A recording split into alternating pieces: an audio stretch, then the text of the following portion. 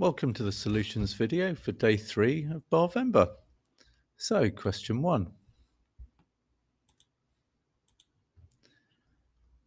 Now remember, as with the previous days, although this is a simple question, these first questions are really good route in to drawing your models because you probably already know the answer to this question.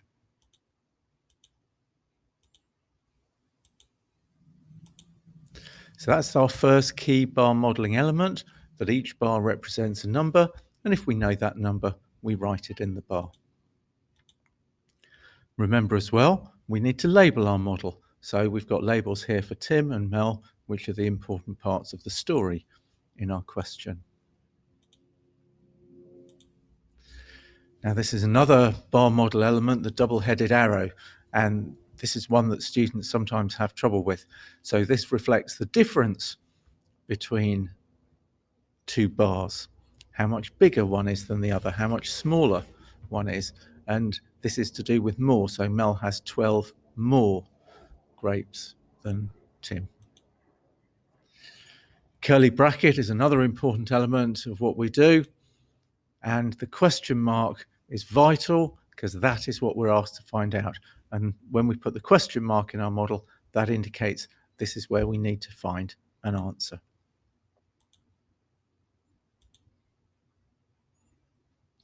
Okay, I'll let you follow through the maths here, and if you've got any questions, then message your teacher. Okay, question 2.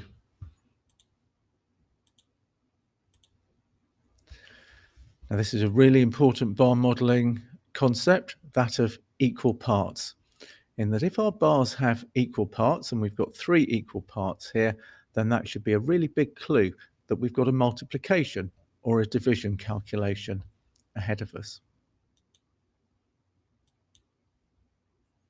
So those were the 3 packs of cards that had the same number in each pack. Now, of course, we have a slight problem now in that we've got 4 parts and only 3 of them are equal.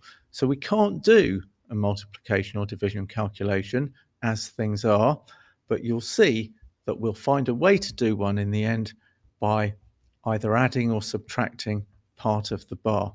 And it looks as if we're going to get rid of that 7 at some point in our calculation. Let's see how things develop. So Max has 52 cards in total, so that's our curly bracket covering the whole of the bar.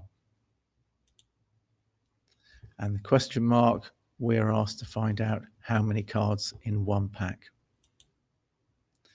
Look, sure enough, the first thing we do is get rid of that 7.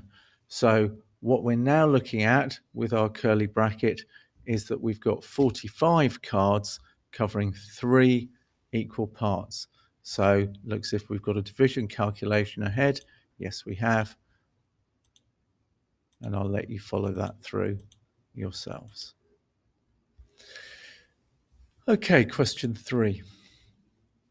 Now, remember what we're trying to do here. We're trying to transfer the information from this worded question into a picture that we're going to find easy to solve.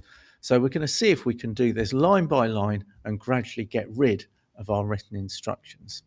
So off we go. Millie has 380 stickers. Look, there we go. That's our bar for Millie. So have we got all that information from line 1? Yes, we have. So we don't need it anymore. So she has 150 more stickers than Nathan. There's our double-headed arrow. Have we got all that information in our model?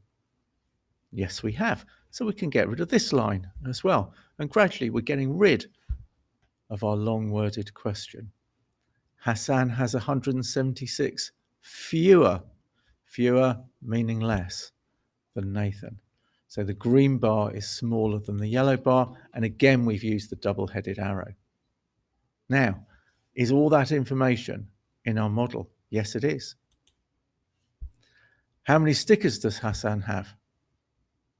That's the question, isn't it? So we're going to do this with the question mark in the green box. And in fact, we don't need to read this again. So look, we've got rid of the whole question. and we have this picture here. And I'll let you just follow through what's happening here as we take away the 150 from the 380 and gradually work our way down our model. Just look at what maths is being done and see how the answer comes out.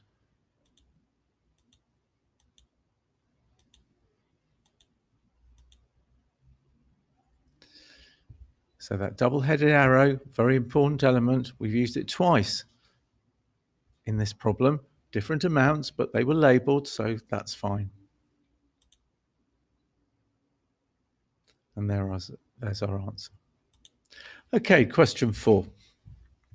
Quite mathsy this, but we can still use bar modeling for it.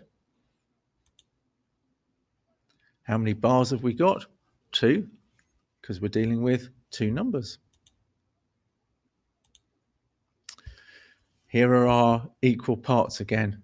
And what did we say? If we've got equal parts, then that's a big clue. We've got some multiplication or division ahead.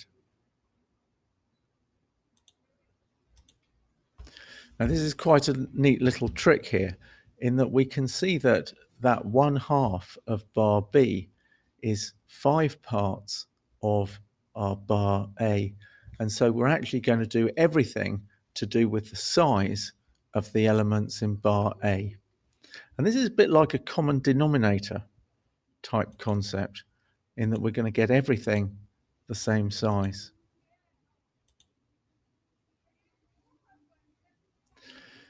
So we can actually see that that 56 represents 4 of our equal parts, hence why we're doing that division calculation. And I'll let you follow the maths through in this one as well. Okay, so that's the solutions for day 3 of Barvember. I hope you're enjoying doing these puzzles. Don't forget, if you are struggling to get what's going on, then make sure that you ask your teacher for help. Okay, enjoy your work.